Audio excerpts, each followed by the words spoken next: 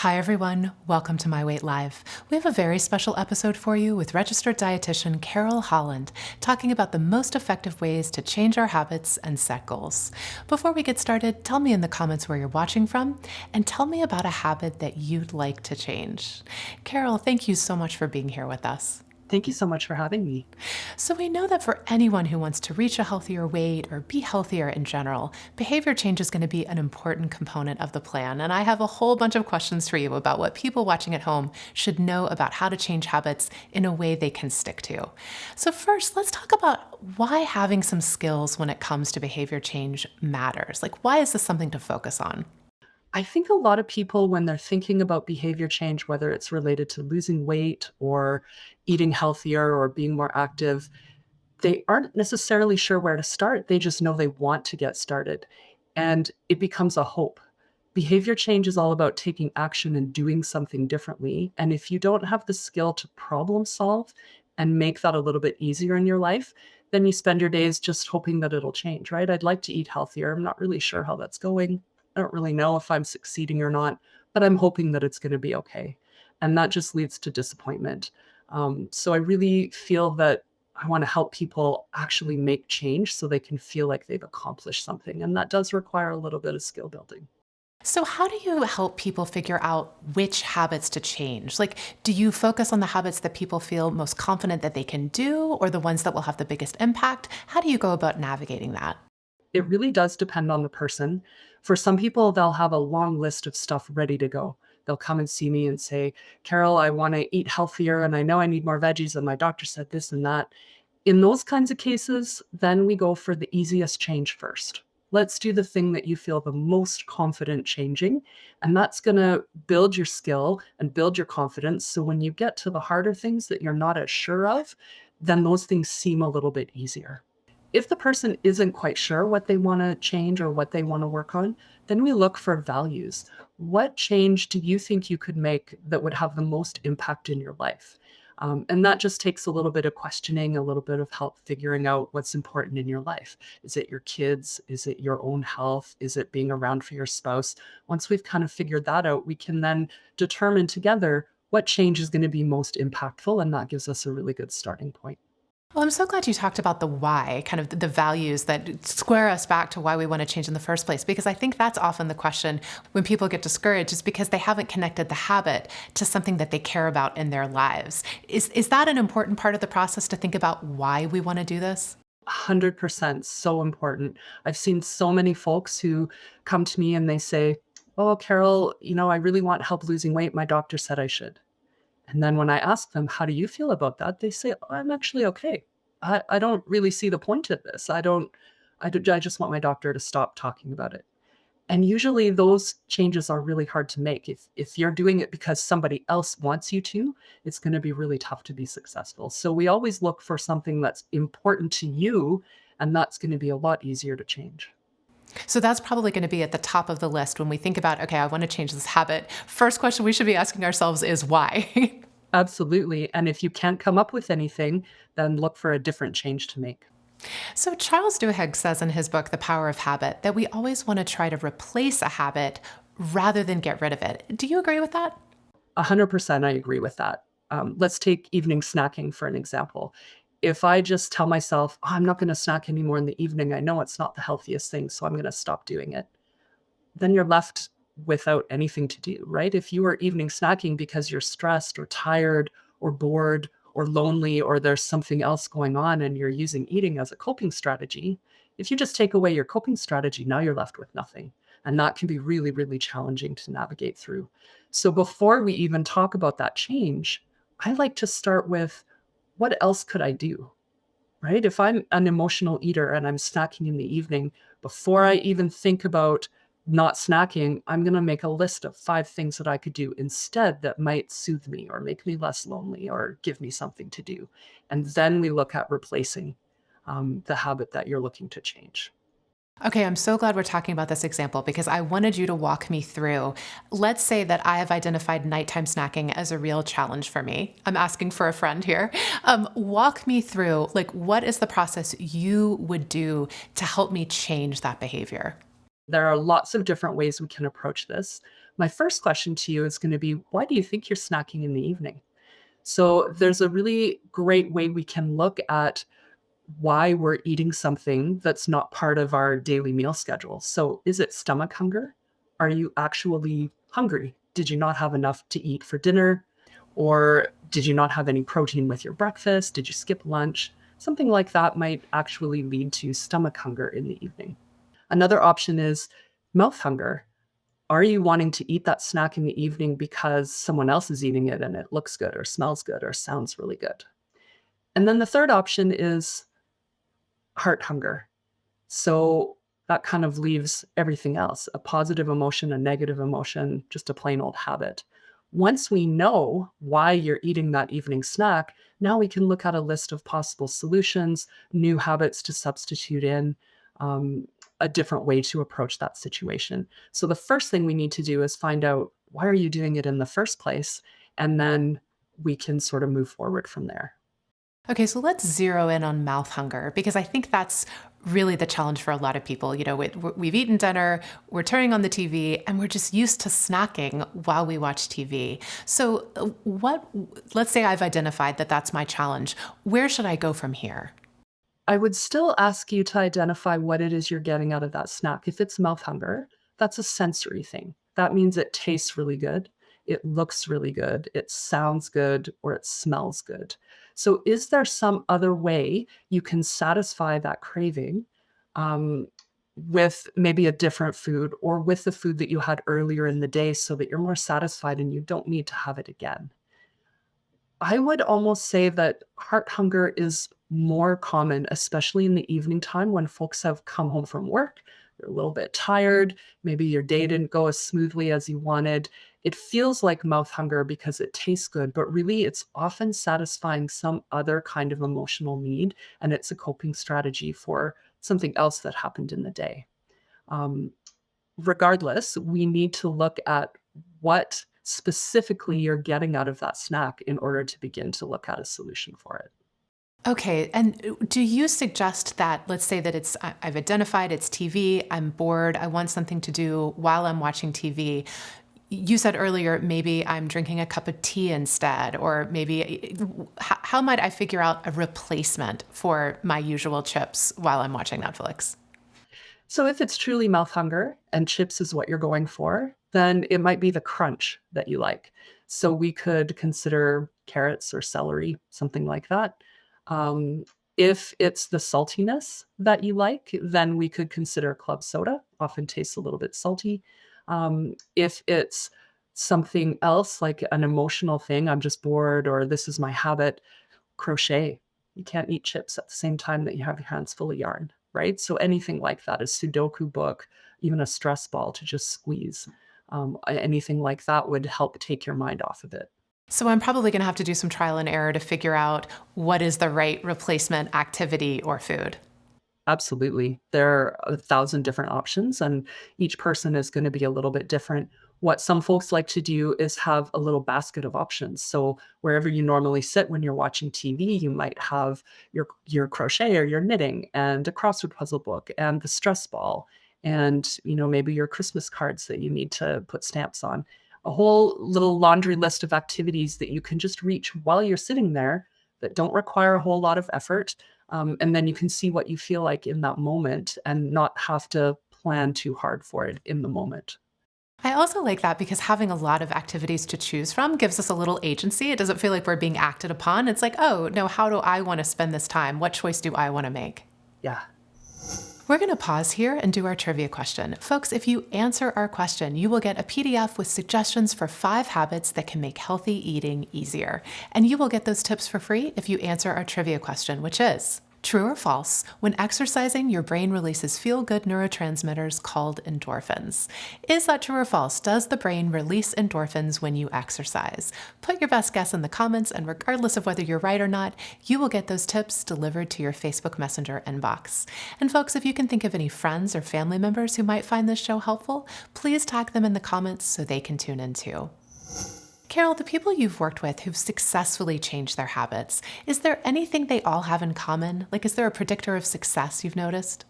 I think most of them feel that the changes they've made are their idea. They did not just do what somebody else told them to do because that other person must know best. They actually found some value in making that change themselves and some intrinsic motivation. So I know that if I eat healthier, I'm going to have more energy for my workday. I know if I exercise more, I'm going to be able to get up off the floor more easily when I'm playing with my grandkids. It's those kinds of real life examples that really make the change more impactful and are more motivating. So I think that's a really common thread. It's folks who've been able to identify a really good reason for wanting to do it on their own. So, you mentioned earlier that a lot of times behavior change can be in the realm of hope.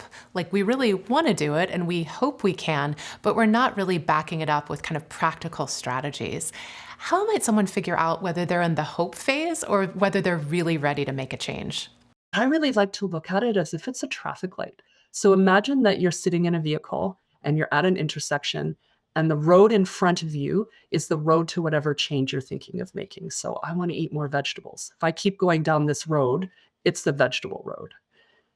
What color is my traffic light? So is my traffic light green, which means pedal to the metal, full steam ahead. I don't see anything wrong with continuing down this street. There's nothing holding me back. I'm going to go for it.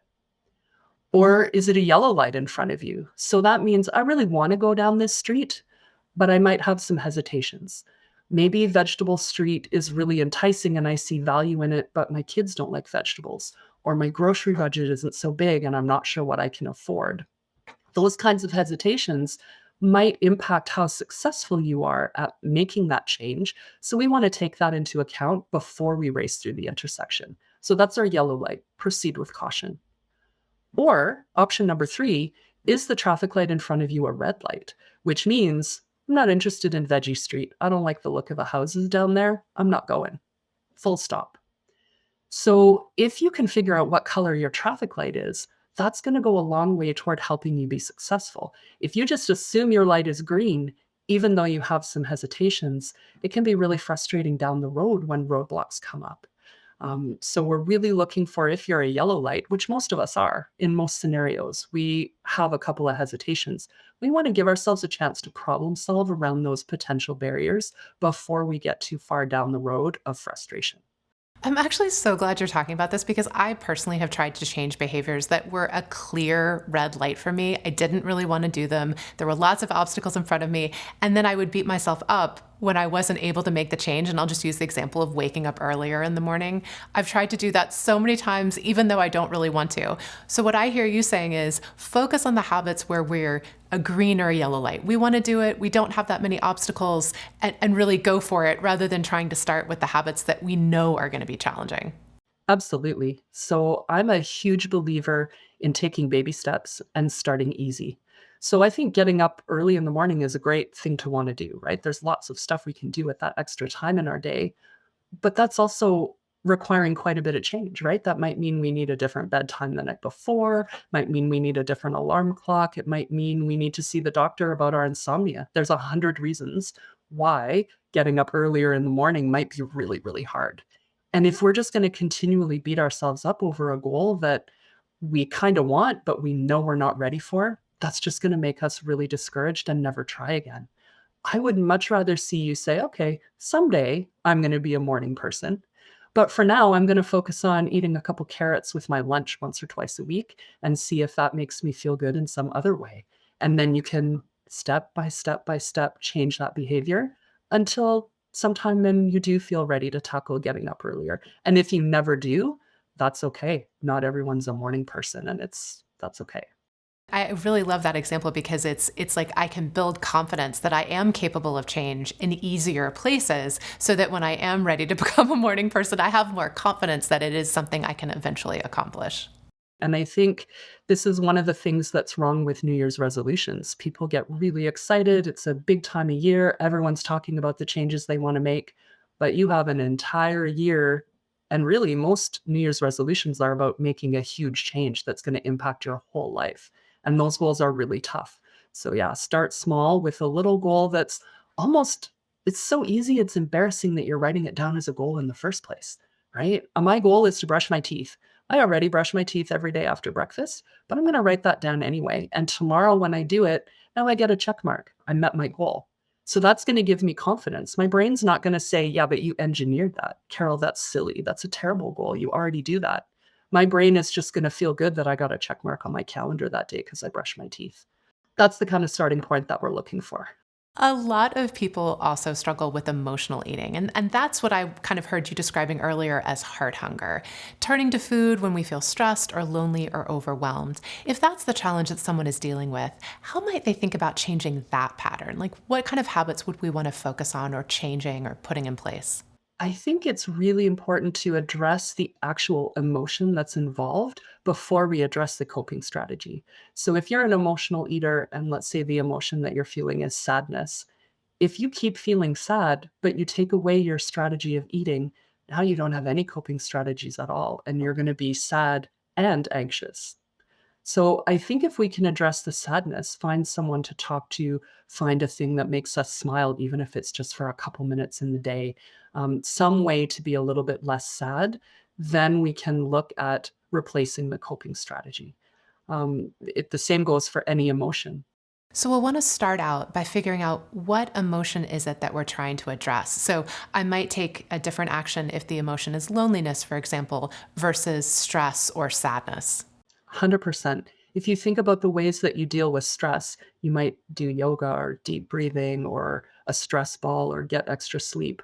Those are likely going to be quite different from your list of solutions to the problem of depression, which might mean seeing your doctor, seeing a therapist, taking medication.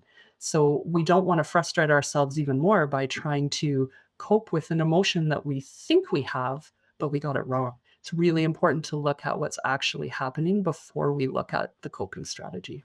So let's use the example of loneliness, for example. Let's say that I struggle with feeling lonely at night after dinner, and I usually turn to food to cope with that. What are some alternative strategies I might explore rather than eating? I think there are lots of social opportunities in every town, no matter where you live, um, that would fill that gap. And, if you're a shy person, you might join an online group. There might be a discussion group or taking an online course of some kind. Doesn't have to be social in a big group of people in order to occupy yourself and get you some human contact when you would have been otherwise eating. If you're a more social person, then there's all kinds of groups. There's art related things, music related things, there's concerts to go to, there's clubs to join, even just going for a walk with your neighbor. Don't like going for a walk without a dog? Borrow a dog. There's all kinds of ways to do it. And that's going to be a really individual thing.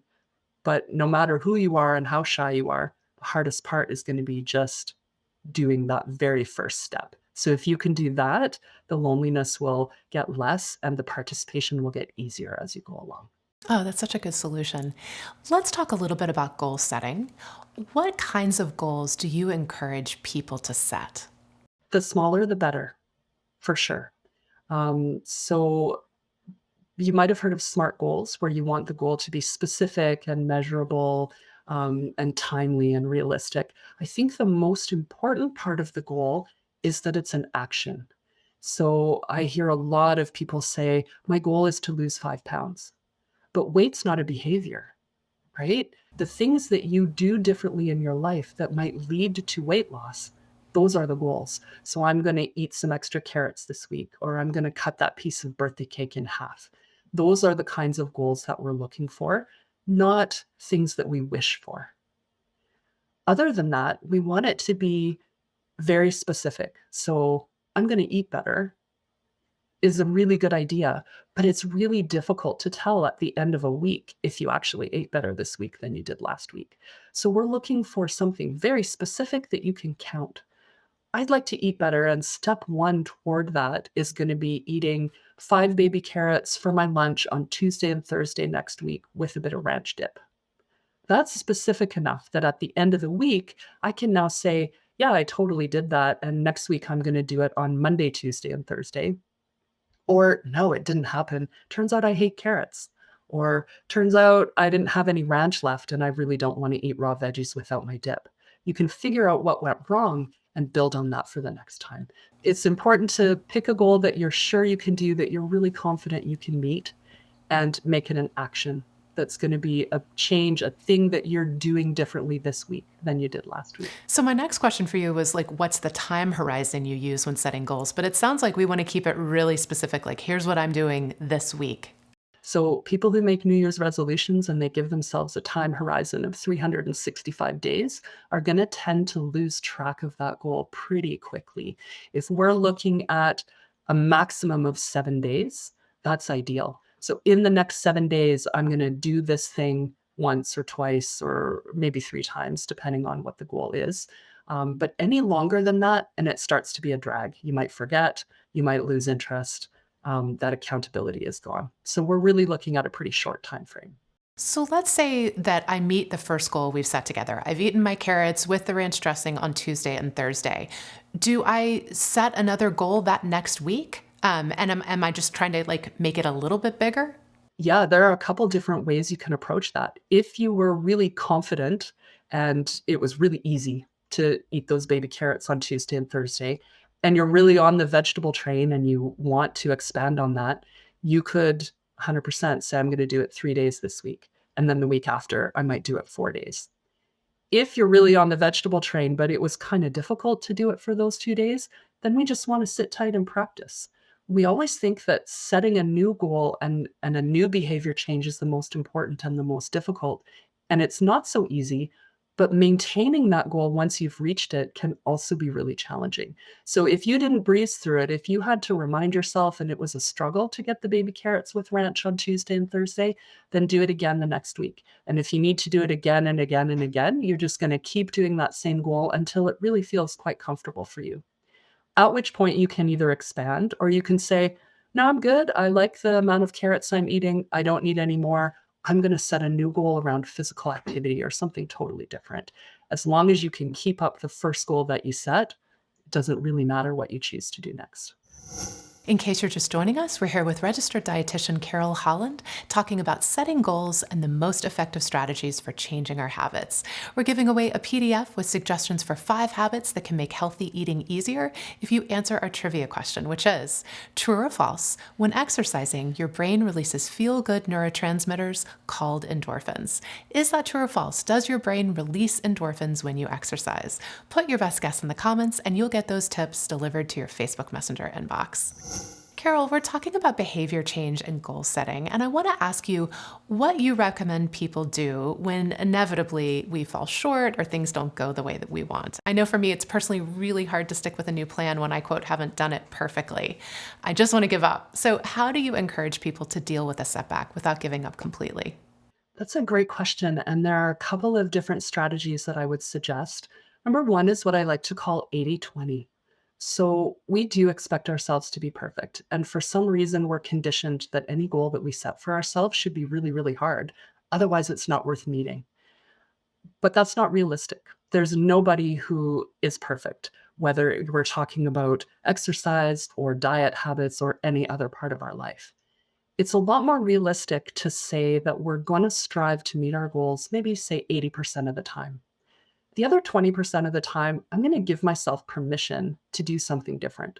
So if I am really trying to eat healthy and I'm trying to do that by limiting my cupcake intake, then I'm going to still allow myself to have a cupcake occasionally. My 20% might be 1 cupcake a week.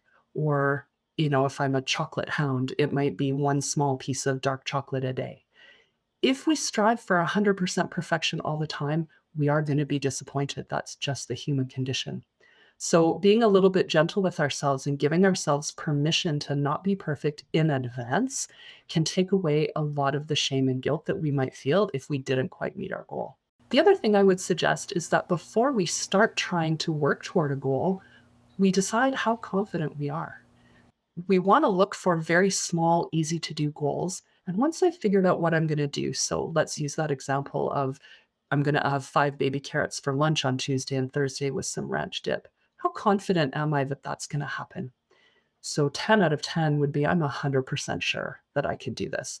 1 out of 10 is, yeah, right, Carol, in your dreams. If I'm a 7 out of 10 or higher, then there's a pretty good chance that I'm going to meet that goal. If I say, no, I'm a 5 out of 10, I'm 50% sure I can make that happen. That's not a reflection of you not having any willpower or you not having the skill to meet that goal, that means that goal is a little bit too complicated. You might be trying to do something too often or too much or for too long. So if you can decide how confident you are at the beginning, and if it's less than 7 out of 10, I would say readjust the goal. And that's going to avoid a lot of disappointment going forward if you're trying for something that's just too hard right now. Oh, I love that perspective. So avoiding all or nothing thinking really in large part has to do with setting realistic goals in the first place, where goals we are pretty sure we can achieve. And so we're not going to just be completely devastated when we don't. So we know that mindfulness and self-compassion can really help whenever we're trying to make a change. Why is that? And how do you encourage folks to practice those techniques? I think self compassion is vital because if we don't have any, we're just going to take on every failure as if it were our fault. And I see this a lot in folks who are trying to lose weight, especially. They say, my goal is to lose 5 pounds in the next month. Their body's not cooperative, even though they did all the right things. It's really discouraging. And they're saying, I failed. But you didn't fail. You need to be kind to yourself and recognize that sometimes biology does what it wants. And no matter what we do, that goal is going to be really hard to meet. So, being kind to ourselves and giving ourselves grace is really important in that respect. Also, sometimes we try and do things and we can be 100% confident that a goal that we've set for ourselves is really achievable and really doable. And we have all the values and everything's in place. It's looking perfect. And life happens. It just sometimes it's out of our control. And if we blame ourselves for those failures, it's going to be really tough to move forward. So at instead of looking at them as failures, we want to say, what happened here? What was different about this situation that was beyond my control that made it hard for me to meet that goal? Is that a problem I can solve another time? If the answer is yes, great. And if the answer is no, it's not on me. So I'm just going to move on. Oh, I love that. Last question from me, Carol. What is the number one thing you wish people knew about weight management? Biology trumps behavior. I think when we're talking about weight management, it gets really personal and we try really, really hard and we're so focused on behavior and we do such good work. People work very, very hard at making good choices in their life. And sometimes those choices get us where we think we want to go. And sometimes the outcome is a little bit different than what we have imagined.